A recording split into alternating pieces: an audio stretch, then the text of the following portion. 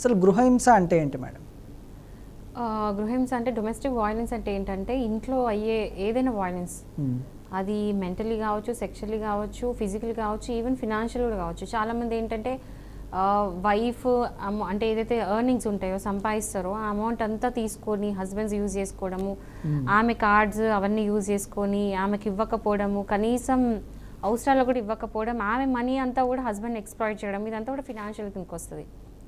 And mental abuse అంటే కొట్టడం ఉండదు, ఏముండదు, కానీ మెంటల్లీ మాత్రం అబ్యూజ్ చేస్తుంటారు. అంటే రకరకాలుగా ఆమెని మెంటల్గా అబ్యూజ్ చేయడం. ఎట్లా అంటే ఆమెకి లిటరల్ సూసైడ్ థాట్స్ వచ్చే వరకు అట్లా టార్చర్ పెట్టడం.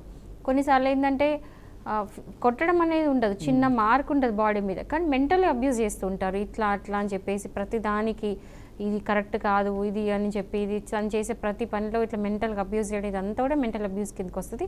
ఫిజికల్ అబ్యూజ్ అంటే ఏంటంటే కొట్టడం. సో కొట్టడం అలాంటి ఏది ఉన్నా ఫిజికల్ అబ్యూస్ కిందకి వస్తుంది. సో ఇన్ని రకాలుగా చూసుకోవచ్చు మనము.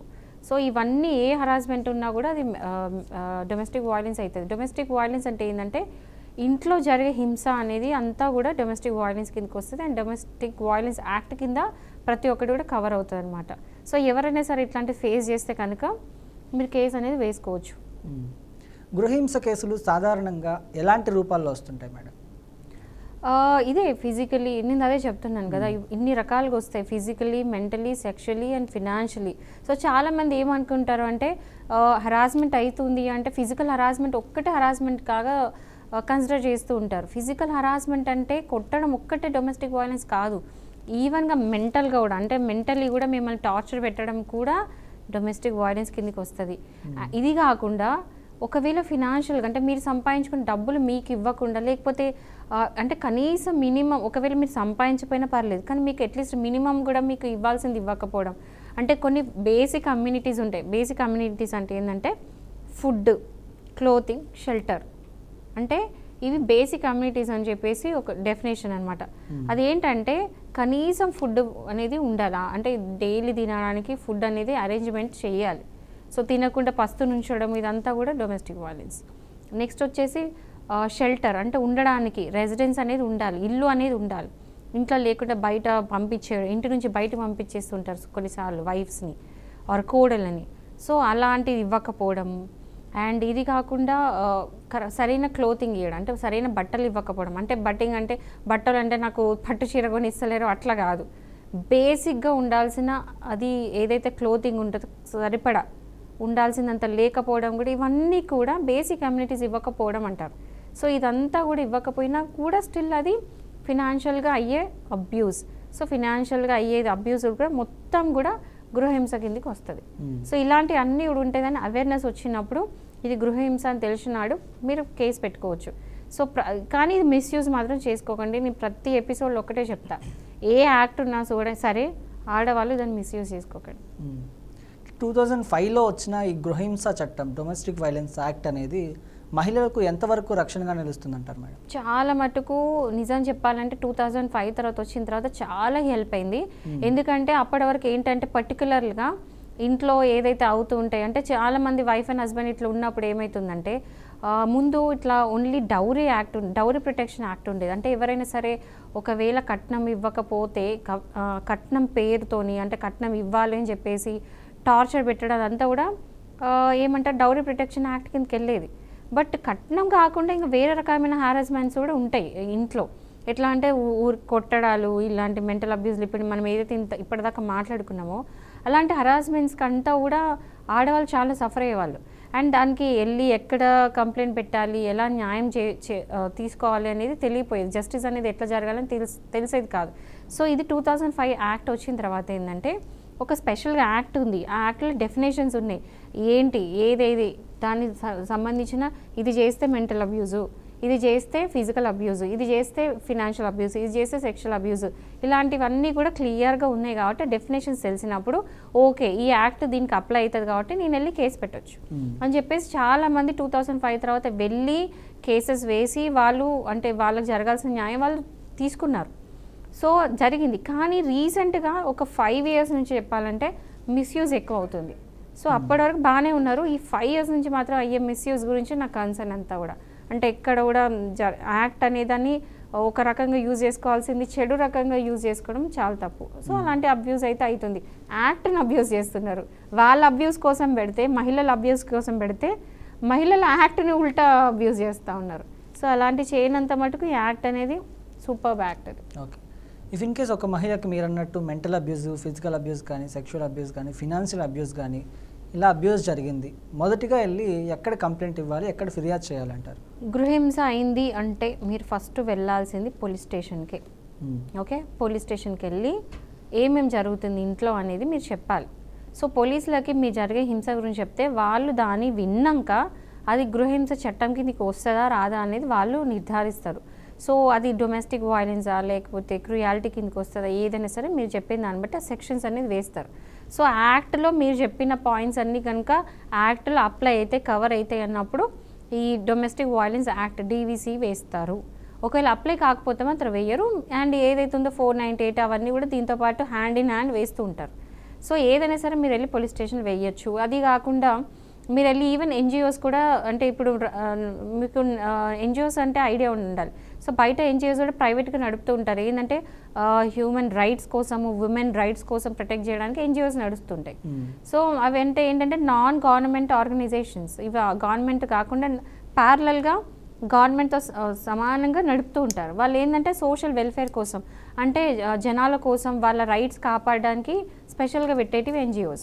సో మీరు వెళ్ళి NGOs పెట్టినాడంటే, ఎందుకంటే మీకు లీగల్గా నాలెడ్జ్ లేదు, మీకు ఆ తెలివి అనేది లేదు, ఎలా వెళ్ళాలి ఏంటి. కొన్ని సందర్భాలు ఏంటంటే పోలీస్ స్టేషన్ వెళ్ళి పెట్టాలంటే కూడా కొంతమంది ఆలోచిస్తూ ఉంటారు, అమ్మో పోలీస్ స్టేషన్ అడుగు పెట్టడం అంటే ఏంటి అని కొంచెం భయపడే వాళ్ళు ఉన్నారు. అట్లా అని ఇంట్లో అయ్యేటి అని సహించలేరు. అప్పుడు ఏం చేయాలన్నప్పుడు వెళ్ళి NGOsకి మీరు వెళ్ళి కంప్లైంట్ చేస్తే వాళ్ళు ఆ ప్రొసీజర్లో మీకు హెల్ప్ చేస్తారు. బట్ స్టిల్ వాళ్ళు మళ్ళీ వెళ్ళి పోలీస్ స్టేషన్కే, కానీ మీకు ఉన్న ప్రొసీజర్లో వాళ్ళు హెల్ప్ చేస్తుంటారు. షీ టీమ్స్ ఉన్నాయి, ఇప్పుడు ఉమెన్ పోలీస్ స్టేషన్స్ ఉన్నాయి. సో ఇట్లాంటివన్నీ కూడా స్పెసిఫికలీ ఆడవాళ్ళ కోసమే, మహిళల కోసమే పెట్టినాయి ఇవన్నీ. సో మీరు వెళ్ళి అక్కడ కంప్లైంట్ ఇవ్వచ్చు. సో బేసిక్ అయితే police stations, NGOs, women commissions, she teams ఇట్లాంటివన్నీ కూడా వెళ్ళి మీరు కంప్లైంట్ పెట్టచ్చు. ఈవెన్ ఈ విమెన్ కమిషన్స్ కూడా ఉంటాయి. ఇప్పుడు హ్యూమన్ రైట్స్ కమిషన్ లాగా విమెన్ రైట్స్ కమిషన్స్ కూడా ఉంటాయి, అక్కడ కూడా పెట్టుకోవచ్చు మీరు. అంటే వన్స్ కంప్లైంట్ ఇచ్చిన తర్వాత, అంటే ఫిర్యాదు చేసిన తర్వాత ఆ బాధితురాలు ఎవరైతే ఉన్నారో వాళ్ళకి లభించే లీగల్ సపోర్ట్ అనేది ఎలా ఉంటుంది, రక్షణ చర్యలు అనేవి ఎలా ఉంటాయి మేడం?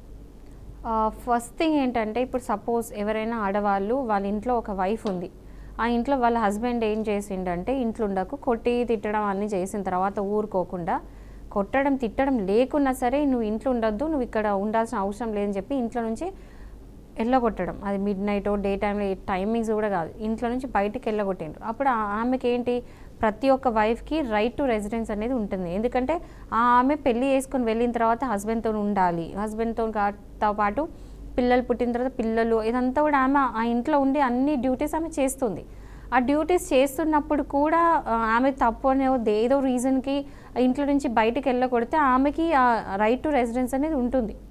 సో ఆ హౌస్ హోల్డ్లో ఆమెకి రైట్ ఉంటుంది కాబట్టి వెళ్ళి కంప్లైంట్ పెట్టినప్పుడు ఫస్ట్ ఆమెకు ఆ రైట్ టు రెసిడెన్స్ అనేది ఇస్తారు. అంటే మీరు తిరిగి ఇంటికి వెళ్ళండి అమ్మా అని చెప్పేసి కోర్టు డైరెక్షన్ ఇస్తుంది. ఆ ఇంటికి ఆమెకి వెళ్ళి ఉండే రైట్స్ ఉన్నాయి అని చెప్పేసి. ఆమె ఆ ఇంటికి ఓనర్ కానవసరం లేదు, ఆ ఇంటికి ఆమె యజమాని కావాల్సిన అవసరం లేదు, ఆమె పేరు మీద ప్రాపర్టీ ఉండాల్సిన అవసరం కూడా లేదు. బట్ అక్కడ మాత్రం రైట్ టు రెసిడెన్స్ ఉంటుంది. సో ఆమె ఆ రైట్ని యూజ్ చేసుకొని వెళ్ళొచ్చు. ఇట్లాంటిది ఒకటి ఉంటుంది. ఒకవేళ డబ్బులు లేవు, ఆమె ఇండిపెండెంట్ లేకుండా డిపెండెంట్ ఉంది వాళ్ళ హస్బెండ్ మీద మనీ కోసం. ఎందుకంటే ఆమె మొత్తం ఆమె లైఫ్ అంతా కూడా ఇంటి కోసం పెడుతుంది, సంపాదించట్లేదు. సో హస్బెండ్ ఆమె ఖచ్చితంగా మెయింటెనెన్స్ ఇవ్వాలి. So section 20 of DVC act కింద కూడా వైఫ్కి ఆ మెయింటెనెన్స్ అనేది ఇవ్వాలి. సో ఇది ఒకటి రైట్, ఈ రైట్ కూడా కవర్ చేసుకోవచ్చు. ఇది కాకుండా ఒకవేళ పిల్లలు ఉన్నారు, సో ఈమెతో పాటు పిల్లల్ని కూడా హరాస్ చేస్తున్నారు హస్బెండ్ అన్నప్పుడు ఆ కస్టడీ కూడా అడగవచ్చు. ఎందుకంటే అక్కడ ఆ పిల్లల్ని పెడితే ఆ పిల్లలకు ప్రొటెక్షన్ లేదు అని చెప్పి మీరు ప్రూవ్ చేస్తే ఈవెన్ ఆ కస్టడీ కూడా మీకు కోర్ట్ అనేది ఇస్తుంది. ఇంకోటి కాకుండా, ఇవన్నీ కాకుండా ఒకవేళ ఇంటర్వ్యూ రిలీజ్, ఇది కాకుండా ఇంకేదైనా అవసరం ఉంది, ఇవన్నీ కాక మీరు ఆ ఇంట్లో ఉండాల్సిన, అంటే మీ ఇప్పుడు ప్రతి ఒక్కరు లైఫ్ ఒకలాగా ఉంటుందండి. మీ లైఫ్ బట్టి మీ ప్రాబ్లం ఏంటో దాన్ని బట్టి కూడా మీరు ఇంటర్వ్యూ రిలీజ్ అడగవచ్చు. నాకు ఇది కావాలి, అందాక నాకు ఇది కావాలి, లేదా నా గోల్డ్ అక్కడ ఉంది, నా గోల్డ్ కావాలి, ఎనీథింగ్. లేకపోతే ఇప్పుడు ఒకవేళ తాగుబోతు హస్బెండ్ ఉన్నాడు, వైఫ్ ఉంది, మీరు ఆ ఇంట్లో మీ ఇంట్లో నుంచి వెళ్ళగొట్టేసినారు, అప్పుడు మీ గోల్డ్ ఇంట్లో ఉండిపోయింది. ఓకే, ఆ ఇంట్లో ఉంటే ఆ గోల్డ్ అనేది హస్బెండ్ అమ్మి తినే అవకాశాలు ఉన్నాయి. సో అట్లాంటి వాటిలో కూడా గోల్ ఎగ్జాంపుల్ చెప్తున్నా. సో ఇట్లాంటి ఏదైనా సరే ఇంటర్వ్యూ రిలీఫ్ అనేది కోర్ట్ నుంచి మీరు ఆ పర్టికులర్గా ఆ మీన్స్ మీ అవసరం బట్టి కూడా మీరు ఐఏ వేసుకొని మీరు దానికి తగ్గట్టు రిలీఫ్ అనేది కోర్ట్ నుంచి తీసుకోగలుగుతారు.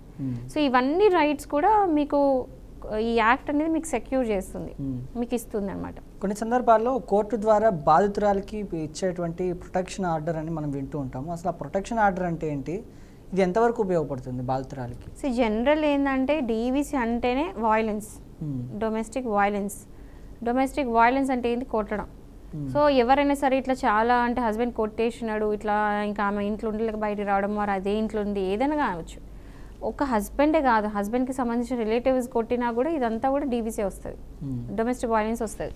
సో ఎవరైనా సరే అంత డొమెస్టిక్ వైలెన్స్ చేసిన తర్వాత వెళ్ళి పోలీస్ కేసు పెట్టిన తర్వాత తను కోర్టు నుండి, మెజిస్ట్రేట్ నుండి ప్రొటెక్షన్ ఆర్డర్ తీసుకోవచ్చు. ఎందుకు అంటే ఫర్దర్ ఆమెకి ఇంకా ఫర్దర్ వైలెన్స్ నుంచి కాపాడడానికి ప్రొటెక్షన్ ఆర్డర్ అంటేనే అందులోనే ఉంది పేరు. ఏంటంటే ఆమెని ఆ అబ్యూస్ నుంచి ఇంకా ప్రొటెక్షన్ ఇవ్వడానికి కోర్టు ఒక ఆర్డర్ ఇస్తుంది. అప్పుడు ఏంటంటే ఆమె ఎవరైతే కొట్టినారో, హస్బెండే కావచ్చు, రిలేటివ్సే కావచ్చు, ఎవరైనా కావచ్చు, వాళ్ళు ఎవ్వరు కూడా ఆమెతోని కమ్యూనికేట్ కాకూడదు, అంటే ఆమెతో మాట్లాడద్దు. ఆమె ఒకవేళ ఆమె జాబ్ చేస్తుంది అనుకోండి, ఆమె జాబ్ చేసే వర్క్ ప్లేస్ దగ్గరికి రాకుండా ఆమెను డిస్టర్బ్ చేయకుండా ఉంచడానికి ఆ ప్రొటెక్షన్ ఆర్డర్ అనేది తీసుకోవచ్చు. ఏంటంటే దీని మెయిన్ ఉద్దేశం ఏంటంటే ఫర్దర్ ఇప్పటిదాకా చేసిన వైలెన్స్, అబ్యూస్ ఫర్దర్ కాకుండా ఉండడానికి ఆ రెస్ట్రైన్ ఆర్డర్ అనేది, ఒక ప్రొటెక్షన్ ఆర్డర్ అనేది కోర్టు ఇస్తుంది. దానివల్ల ఏంటంటే ఇంకా మళ్ళీ ఫర్దర్ ఎట్లాంటి అబ్యూస్ కాకుండా కాపాడడానికి, అది ఏ అబ్యూస్ అయినా సరే, ఫిజికల్ అబ్యూస్ ఇప్పుడు మనం మాట్లాడుకున్నాం కదా, సో అలాంటి ఏ అబ్యూస్ అయినా సరే ఫర్దర్ ఆమె జరగకుండా ఉండడానికి ప్రొటెక్షన్ ఆర్డర్ కోర్ట్ అనేది ఇస్తుంది. సో ఆర్డర్ ఉంటే ఏంటంటే ఎవరి మీద అయితే ఆర్డర్ ఇస్తారో వాళ్ళు ఆమెను కలవడానికి చూడడానికి కూడా వీల్లేదు. ఒకవేళ ఆర్డర్ ధిక్కరించి వాళ్ళు ఎవరైనా కలవడానికి వెళ్తే పోలీస్ స్టేషన్ కాల్ చేస్తే వాళ్ళు ఇమీడియట్గా వచ్చి కోర్టు నుంచి ఆర్డర్స్ పాటించట్లేదని చెప్పేసి అరెస్ట్ చేస్తారు. సో అది ప్రొటెక్షన్ ఆర్డర్ అంటుంది.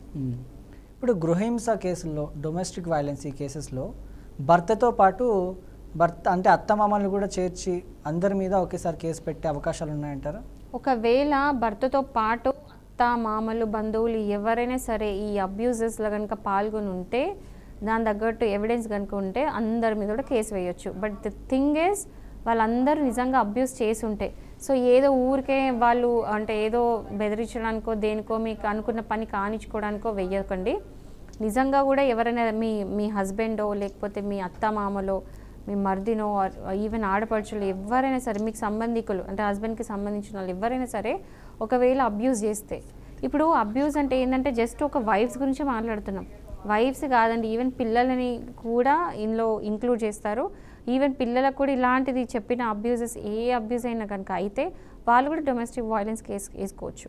నాట్ జస్ట్ ఉమెన్, ఒక ఆడవాళ్ళకే కాదు, ఈవెన్ మెన్ కూడా. ఈ మధ్య చాలా ఇన్సిడెంట్స్ చూస్తూ ఉన్నాం. ఈవెన్ మెన్ని కూడా, అంటే హస్బెండ్స్ కూడా వైఫ్ ఉల్టా కొడుతున్నారు.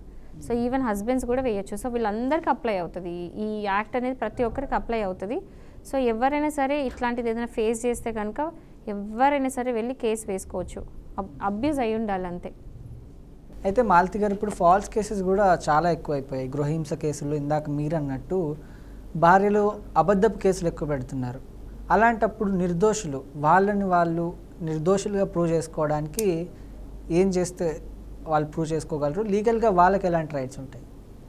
సో ఎవరైనా సరే ఒకవేళ ఏదైనా ఫాల్స్ అలిగేషన్స్ పెట్టి మీ మీద కనుక ఈ కేసు వేస్తే, డీవీసీ కేసు కనుక వేస్తే ఏం లేదండి, దాని తగ్గట్టు ఎవిడెన్స్ అనేది తయారు చేసుకోండి. ఒకవేళ ఏదైతే అలిగేషన్స్ పెట్టిందో దానికి అగెయిన్స్ట్గా మీ దగ్గర ఏ ఎవిడెన్స్ ఉందో దాన్ని బట్టే మీ కేసు అంతా కూడా పూర్తిగా డిపెండ్ అయి ఉంటుంది. సో ఎవరైనా సరే అట్లాంటి కేసు పెడితే, లేదు ఇది తప్పు, నేను అలాంటివి చేయలేదు అని చెప్పడానికి ఎవిడెన్స్ తయారు చేసుకోండి. అండ్ అవన్నీ పట్టుకొని వెళ్ళి మీరు హైకోర్టులో క్వాష్ చేసుకోవచ్చు. సిఆర్పిసి సెక్షన్ 482తో క్వాష్ చేసుకోవచ్చు.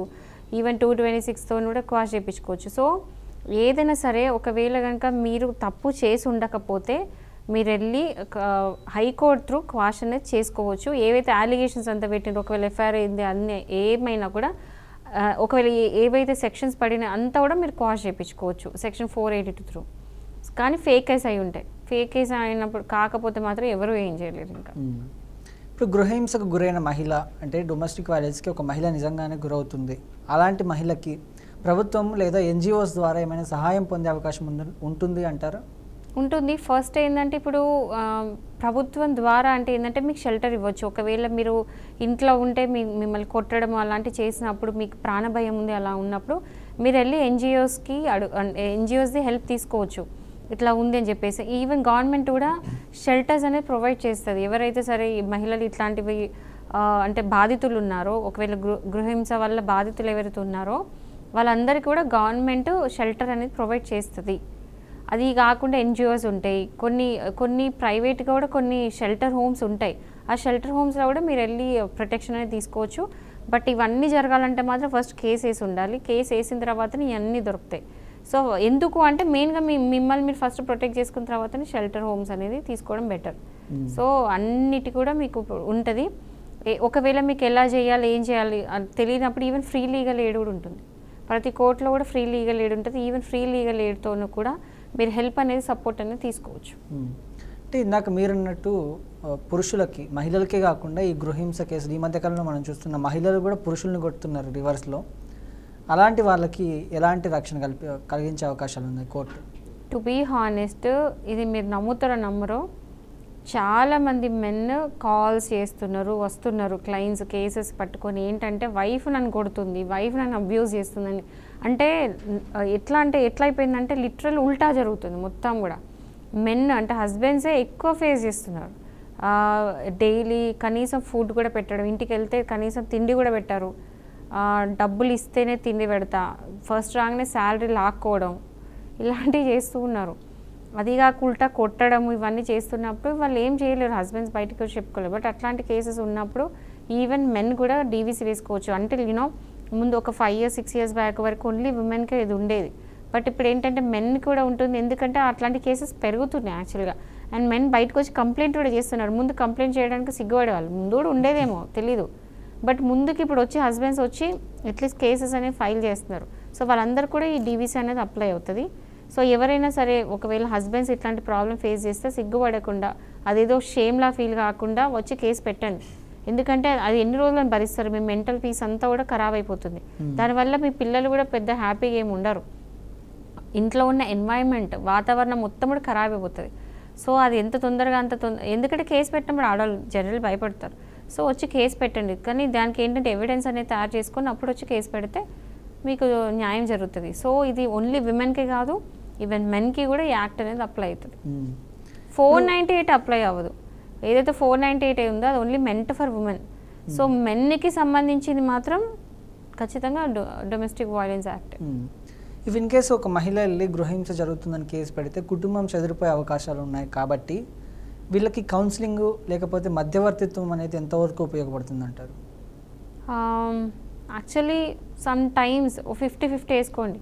కొన్నిసార్లు ఏంటంటే కొంతమంది కౌన్సిలింగ్ చేసిన తర్వాత, ఎందుకంటే కొంతమంది ఆడవాళ్ళు ఏంటంటే వేరే వాళ్ళ ఇన్ఫ్లుయెన్స్లో పడి కూడా ఇవన్నీ చేస్తూ ఉంటారు. ఎగ్జాంపుల్ వాళ్ళ మదర్ ఇన్ఫ్లుయెన్స్లో పడడము, వాళ్ళ ఫ్రెండ్స్ ఎవరైతే ఉంటారో వాళ్ళ ఇన్ఫ్లుయెన్స్ పడడము, లేకపోతే ఇంకెవరైనా అంటే ఆడపడుచులు అలాంటి ఇన్ఫ్లుయెన్స్లో పడి సొంత కాపురాలు పాడు చేసుకునే వాళ్ళు ఉంటారు. వాళ్ళు కావాలని స్వతహా చేయకపోయినా వేరే వాళ్ళ ఇన్ఫ్లుయెన్స్ వల్ల ఇలాంటి డొమెస్టిక్ వైలెన్స్ చేసే ఛాన్సెస్ ఉన్నాయి. సో లాంటి వాళ్ళకి ఇది యూజ్ అవుతుంది. ఆర్ ఇంకా వేరే ఎగ్జాంపుల్స్ ఒకటి తీసుకోవచ్చు. సో ఎవరైతే తీసుకొచ్చి కౌన్సిలింగ్ ఇచ్చి ఇది కరెక్ట్ కాదమ్మా, లైఫ్ ఖరాబ్ చేసుకుంటున్నావు, కాపురం ఖరాబ్ అవుతుంది, లైఫ్ అంటే ఇంట్లో ఉన్న ఎన్వైరన్మెంట్ ఖరాబ్ అవుతుంది, తర్వాత పిల్లల భవిష్యత్తు ఖరాబ్ అయ్యే ఛాన్సెస్ ఉన్నాయి. ఇట్లాంటి కౌన్సిలింగ్స్ కనుక ఇస్తే ఆ కౌన్సిలింగ్ తీసుకున్న వాళ్ళు కొంతమంది మారే ఛాన్సెస్ ఉన్నాయి. ఆర్ ఇంకోటి ఏంటంటే విడాకులు అవన్నీ ఇప్పుడు డొమెస్టిక్ వైలెన్స్ కేసు వేసిన తర్వాత మేబీ నెక్స్ట్ డివోర్స్ కూడా అవ్వచ్చు. సో ఇలాంటివన్నీ చేస్తే కూడా లైఫ్ ఖరాబ్ అయిపోతుంది అని చెప్పేసి, అండ్ దీనికి కారణాలు ఏంటి, ఎందుకు ఈ అబ్యూస్ జరుగుతుంది అవన్నీ కూడా స్టడీ చేస్తారు అక్కడ ఉన్న వాళ్ళు, ఆ ఎక్స్పర్ట్స్ ఉంటారు. సో అది స్టడీ చేసి ఇక్కడ ప్రాబ్లం ఉంది అక్కడ ప్రాబ్లం ఉందని మీకు తెలిసేటట్టు చేసి మీ బిహేవియర్ మార్చుకోండి అని చెప్పేసి కౌన్సిలింగ్స్ ఇవ్వచ్చు. సైకాలజిస్టులు ఉంటారు, సైకాట్రిస్టులు ఉంటారు. సో వాళ్ళ దగ్గరికి వెళ్ళినా కూడా మ్యాట్రిమోనియల్ ఇంకోటండి, ఇప్పుడు ఇది అఫీషియల్గా కాకపోయినా ఎవరైనా ఇట్లాంటి ఇష్యూస్ ఉన్నప్పుడు ఈవెన్ ప్రైవేట్గా కూడా వెళ్ళి సైకాట్రిస్ట్ని సైకాలజిస్ట్ని కలవచ్చు, థెరపిస్ట్ని కలవచ్చు. సో వాళ్ళు మీకు ఇవ్వచ్చు అడ్వైస్. సో దాన్ని బట్టి కూడా మీ బిహేవియర్ ఆస్పెక్ట్స్లో కొన్ని చేంజ్ చేసుకుంటే వైఫ్ ఆర్ హస్బెండ్ ఎవరైనా సరే ఎవరితోనే ప్రాబ్లం ఉన్నా ఇద్దరు కలిసి వెళ్ళి మ్యాట్రిమోనియల్ ఇష్యూస్ డిస్ప్యూట్స్ ఏమున్నా మీరు వాళ్ళతో షేర్ చేసుకుంటే కౌన్సిలర్స్తోని వాళ్ళు మీకు ఏదో ఒక ఇవ్వచ్చు, ఏదో ఒక రెమెడీ చెప్పొచ్చు, ఏదో ఒక సొల్యూషన్ చెప్పొచ్చు. సో సో దానివల్ల మారే ఛాన్సెస్ అయితే ఉన్నాయి కదా. సో కౌన్సిలింగ్ హెల్ప్ చేయొచ్చు some times, but all the time అయితే కాదు. మోస్ట్ ఆఫ్ ద ఎందుకంటే డొమెస్టిక్ వైలెన్స్ కేసెస్లో చాలా మట్టుకు ఇలాంటి హెల్ప్ అయితే జరగదు. బట్ యా స్టిల్ ఒక 50% ఛాన్స్ అయితే ఉంది. సో కౌన్సిలింగ్స్లో మారే వాళ్ళు కూడా ఉన్నారు, మారిన కేసెస్ కూడా ఉన్నాయి యాక్చువల్లీ. ఇప్పుడు డొమెస్టిక్ వైలెన్స్ కేసు పెట్టిన తర్వాత డివోర్స్ కూడా సులభంగా పొందగలిగే అవకాశాలు ఉన్నాయా? రెండు కూడా ఇండిపెండెంట్ కేసెస్ అండి, దీనికి దానికి ఎలాంటి సంబంధం లేదు. డొమెస్టిక్ వైలెన్స్ వేశారు కాబట్టి డివోర్స్ తీసుకోవాలని లేదు. బట్ ఏంటంటే డివోర్స్కి డొమెస్టిక్ వైలెన్స్ అనేది ఉంటే కనుక అది క్రుయాలిటీ అనే గ్రౌండ్కి దిక్కు వస్తుంది కాబట్టి ఈ కేసు అనేది విడాకుల కేసుకి హెల్ప్ అవుతుంది, ఖచ్చితంగా అవుతుంది. బట్ అట్లా అని చెప్పేసి డొమెస్టిక్ వైలెన్స్ వేసిన ప్రతి ఒక్కరూ విడాకులు తీసుకోవాలని రూల్ లేదు. కొంతమంది ఇక్కడికే కేసు పెట్టి ఆ కేసు నడుస్తున్న కొద్దీ జరుగుతున్న టైంలో కూడా కలిసి ఇంట్లో ఉన్న వాళ్ళు కూడా ఉన్నారు, అట్లాంటి కేసెస్ కూడా ఉన్నాయి. సో ప్రతి ఒక్కరు డివోర్స్ తీసుకొని లేదు, ఎందుకంటే ఈ కేసు వేసినప్పుడు మేబీ ఆ భర్త మారొచ్చు, హస్బెండ్ అనేది మారేయచ్చు. ఎందుకంటే కేసు పడ్డది, కోర్టు చుట్టూ చక్కర్లు తిరిగే కంటే నేను మారడం బెటర్ అని చెప్పి మారే హస్బెండ్స్ ఉన్నారు. సో దీనికి దానికి సంబంధం లేదు, విడాకులకి దీనికి ఎలాంటి సంబంధం లేదు. ఇది వేడినంత మాత్రం జరగదు. బట్ ఇందులో కనుక ఏవైతే అలిగేషన్స్ ఏవైతే పెట్టారో ఆ అబ్యూస్ నిజంగా జరిగిందని ప్రూఫ్ అయితే అది విడాకులకి యూజ్ అవుతుంది, ఎందుకంటే అందులో క్రుయాలిటీ అనే గ్రౌండ్ ఉంది కాబట్టి. మరో కాలర్ అయితే ఉన్నారు గుడివాడ నుంచి, వెంకటేశ్వరరావు గారు. వెంకటేశ్వరరావు గారు నమస్కారం అండి. నమస్కారం అండి. చెప్పండి, సమస్య ఏంటండి? సమస్య ఏంటండి, అధికారులు తప్పు చేసి నా మీద కేసులు పెడితే కేసులు కొట్టేశారు. కానీ న్యాయం చేయడానికి న్యాయస్థానంలో ఓర్పుగా వెంటనే కరెక్ట్గా పనిచేయట్లేదు సార్. నా యొక్క సమస్యను మీ ద్వారా వస్తాను చేపిద్దామని చెప్పారు. హలో చెప్పండి. నేను కోరేది ఒకటే సార్, నిజంగా చట్ట వ్యతిరేకంగా ఉంటే నా మీద చర్య తీసుకోమంటున్నా, లేదు ఎవరైతే తీసుకున్నారో చట్ట వ్యతిరేకంగా వాళ్ళ మీద చర్య తీసుకోమంటున్నా. కానీ అలా చేయట్లేదండి. 2012లో నా మీద కేసు పెట్టారు, 2014లో కొట్టేశారు నేనే వాదించుకుంటే. ఆ తర్వాత ఇంకో కేసు పెట్టారు, అది కూడా నేనే వాదించుకుంటే అది కూడా కొట్టేశారు. 2015లో పెడితే 2018లో కొట్టేశారు. ఇట్లా తప్పుడు కేసులు పెట్టే వాళ్ళకు నెంబర్లు ఇస్తున్నారు, కోర్టుకి ఆహ్వానిస్తున్నారు. నిజాయితీగా మంచి వాళ్ళని కాపాడమంటే నెంబర్లు ఇవ్వట్లా ప్రైవేట్ కేసు పెట్టుకోవడానికి.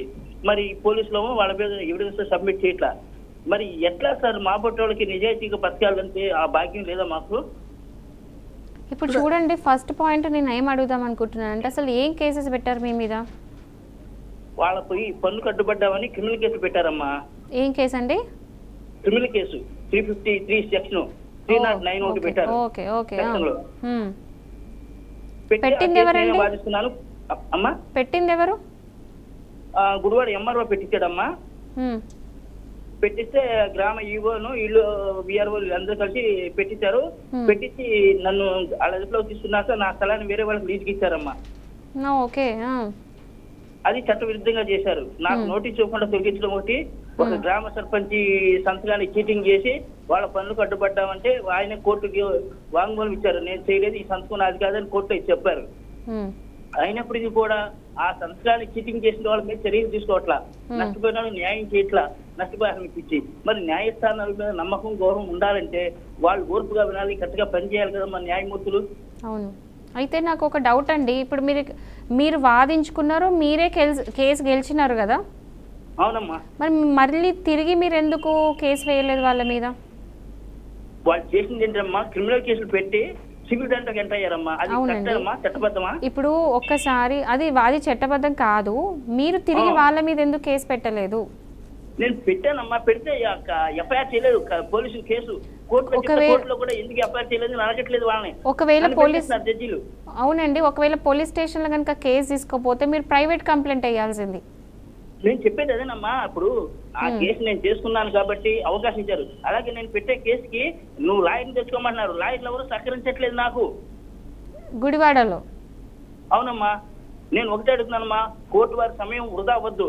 1, 2, 3 వాయిదాలు మీ ఇష్టం వేసి తప్పు అయితే నన్ను శిక్షించండి, కరెక్ట్ అయితే న్యాయం చేయండి. న్యాయ వ్యవస్థ మీద నమ్మకం గౌరవం నాకు ఉన్నాయి. అవి పెంచుతారా లేదు వాటిని చంపేస్తారా ఆ న్యాయమూర్తులు ఇష్టం. మీ దగ్గర ప్రాపర్ ఎవిడెన్స్ ఉందా అండి ఇదన్నిటికి? ఇప్పుడు మీరు చెప్పే అలిగేషన్స్ అన్నీ కూడా మీకు సపోర్ట్ చేస్తూ మీ దగ్గర పూర్తిగా ఎవిడెన్స్లు ఉంటే వెయ్యండి కేసు, ప్రైవేట్ కంప్లైంట్ పెట్టండి. ఒకవేళ అక్కడ జరగకపోతే హైకోర్టుకి రండి. అమ్మ హైకోర్టు కూడా పెట్టారమ్మా, చీఫ్ జడ్జి గారికి పెట్టే, హైకోర్టు చీఫ్ జడ్జి గారికి రిజిస్టర్ పోస్ట్ చేస్తే ఆయన ఏం చేశారు, లీగల్ సెల్లో పంపించారు. ఆ లీగల్ సెల్లో ఏం చేశారు, మరి సరైన కోర్టులో వేసుకోండి అంటారు. సరైన కోర్టు ఏదో చెప్పండి అంటే చెప్పరు.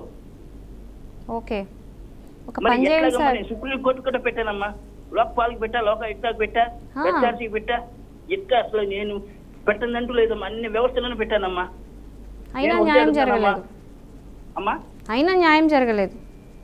నేను అదే అందుకే నాకు అంత నాలాగా ఇంకెవరు బాధపడకూడదని నేను ఇట్లా అడుగుతానమ్మా. ఇప్పుడు నా మీద మొన్న 8వ తారీఖు 8వ నెల 2024 అక్రమంగా వాటర్ ప్లాంట్ రన్నింగ్ చేసేస్తే నన్ను కొట్టి మళ్ళీ నేను కొట్టాను, నా మీద కేసు పెట్టాడు. ఇది 3వసారి పెట్టాడు. పెడితే వాళ్ళు పెట్టిన కేసులతోమో నంబర్ ఇస్తారు, కొట్టి పిలిపిస్తారు.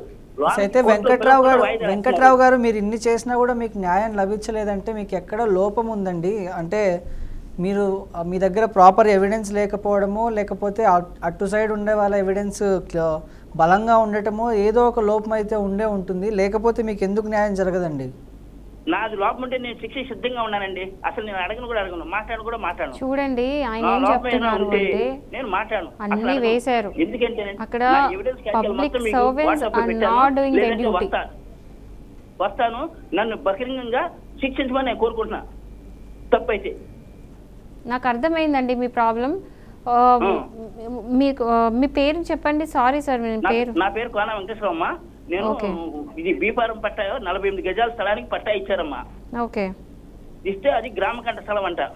ఓకే. గ్రామకంఠ స్థలానికి పట్టా ఇచ్చారు. సరే ఏదోటి అయ్యింది. ఆ అమ్మాయికి ఏదో ఇబ్బందులు ఉండి బోర్డు పెట్టి అమ్మాయితే నేను కొనుక్కున్నాను, అధికారులకు తెలియజేసి అందరూ కొనుక్కుంటున్నారు, నువ్వు కొనుక్కో అన్నారు. నా పేరు మీదుగా పన్ను కట్టించుకుంటున్నారు, అంతా బాగానే ఉంది. ఈ ఇంటికి ఉండేవాళ్ళు ఒకళ్ళు నన్ను ఇబ్బంది పెడుతున్నారు. గ్యాదర్ కట్టేసి చెత్తాదారు వేస్తుంటారే. వార్డు నెంబర్కి చెప్తే ఆ వార్డు నెంబర్ వేరే వాళ్ళతో కమిటీ అయ్యి అధికారుల చేత తప్పుడు కేసులు పెట్టించారు. ఓకే అండి, నాకు అర్థమైంది. ఇట్లా వాళ్ళ స్వార్థానికి నన్ను బలి చేస్తున్నారమ్మా. ఇక్కడ నేను కోరుకునేది ఏంటంటే, ఇట్ట డబ్బులకు అమ్ముడు పోతూ న్యాయం కోరే వాళ్ళు అన్యాయం చేయడం న్యాయస్థానానికి తగునా? అవునండి. డబ్బు ఉంటేనే మీరు మీడియా సపోర్ట్ ఎందుకు తీసుకోరండి? అమ్మా ఇప్పుడు మీరు నాకు కాల్ చేసి చెప్తున్నారు కదా, సో ఇదే విషయము మీరు ముందుకు వచ్చి మీడియా సపోర్ట్ తీసుకొని అందరికి తెలిసేటట్టు చేయొచ్చు కదా. నేను అది వస్తానమ్మా, అందుకే నేను అందరిని అడుగుతా. ఏబిఎన్ ఛానల్కి ఎన్నోసార్లు వచ్చానమ్మా హైదరాబాద్. మీ దగ్గర ఉన్న ఎవిడెన్స్ అంతా పట్టుకొని మీరు బీఆర్కేకి వచ్చేసేయండి. మీరు చెప్పే ఏదైతే కాల్లో ఏదైతే ఇష్యూస్ చెప్తున్నారో అదంతా కూడా వచ్చి మీరు టీవీలో మీరు చెప్పండి. సో దాట్ ఏంటంటే ఇది గవర్నమెంట్ వరకు వినిపిస్తుంది. ఇది నేను అందుకే చెప్తాను. మొన్న కలెక్టర్ గారు కూడా అడిగారు, జిల్లా కలెక్టర్ గారిని, ఏమండి ఏంటండి ఇది అని అడిగితే ఆయన ఏంటి నేనేం చేయలేనట్టుగా మాట్లాడుతున్నారు. మరి కలెక్టర్లు ఏం చేయలేరు, సీఎంలు ఏం చేయలేరు, ఎమ్మెల్యేలు ఏం చేయలేరు, మళ్ళీ వీళ్ళంతా ఏం పరిపాలన చేస్తారు? కోర్టులో న్యాయమూర్తులు ఏం చేస్తారు? లేచి వెళ్ళిపోతున్నారు జడ్జి కోర్టు నుంచి. అది కరెక్ట్ కాదండి. అయితే వెంకట్రావు గారు మీరు ఒక పని చేయండి, మీ దగ్గర ఉన్న ఎవిడెన్స్ అంతా తీసుకొని బీఆర్కే న్యూస్ ఛానల్ని సంప్రదించండి, మా వాళ్ళు మీకు హెల్ప్ చేస్తారండి. ధన్యవాదాలు సార్. అది సార్ ఏ సెంటర్లో ఉంది సార్ ఇది బీఆర్కే ఛానల్? ఎస్, మీరు 6 తర్వాత కాల్ చేస్తే మా వాళ్ళు మీకు డీటెయిల్స్ పెడతారు, మా లీగల్ టీం మీతో మాట్లాడతారండి. అలాగే సార్, ధన్యవాదాలు సార్, ఉంటాను సార్ అయితే. ఓకే అండి, థ్యాంక్ యూ అండి. Yes, thank you so much madam. మీ విలువైన సమయాన్ని బీఆర్కే ప్రేక్షకుల కోసం కేటాయించి వాళ్ళకున్నటువంటి సలహాలు, సందేహాలు, సూచనలు ఇచ్చినందుకు ధన్యవాదాలు. సో ఏది ఏమైనప్పటికీ గృహం అనేది సంతోషానికి చిరునామా కావాలి, కానీ బాధలకు బంధనంగా మారకూడదు. గృహహింసను ఎదుర్కొనే ప్రతి మహిళ ఒంటరిగా లేదని గుర్తుంచుకోవాలి. చట్టం, సమాజం, సానుభూతి ఇవన్నీ ఆమె వెన్నంటి ఉంటాయి. అయితే ఒక విషయం మనందరం గుర్తుంచుకోవాలి, భయపడకుండా, మౌనం వహించకుండా, హింసకు వ్యతిరేకంగా గలం విప్పడం ప్రతి ఒక్కరి బాధ్యత. మన ఇళ్లల్లోనైనా మన పరిసరాల్లోనైనా హింస కనిపిస్తే దాన్ని నిర్లక్ష్యం చేయకుండా అడ్డుకోవడమే నిజమైన మానవత్వం. ఇకపై ప్రతి ఇల్లు ప్రేమ, నమ్మకం, ఆప్యాయతలతో నిండిపోవాలని, హింస అనే మాటకు మనం మర్చిపోవాలని ఆశిస్తూ ఇదే ఈరోజు బీఆర్కే న్యాయవేదిక నుంచి మీకు అందిస్తున్న మా చిన్న ప్రయత్నం. తర్వాతి కార్యక్రమంలో మరో సమాజానికి ఉపయోగపడే అంశంతో మళ్ళీ కలుసుకుందాం. అంతవరకు చూస్తూనే ఉండండి బీఆర్కే న్యూస్, తెలుగోడి సత్తా.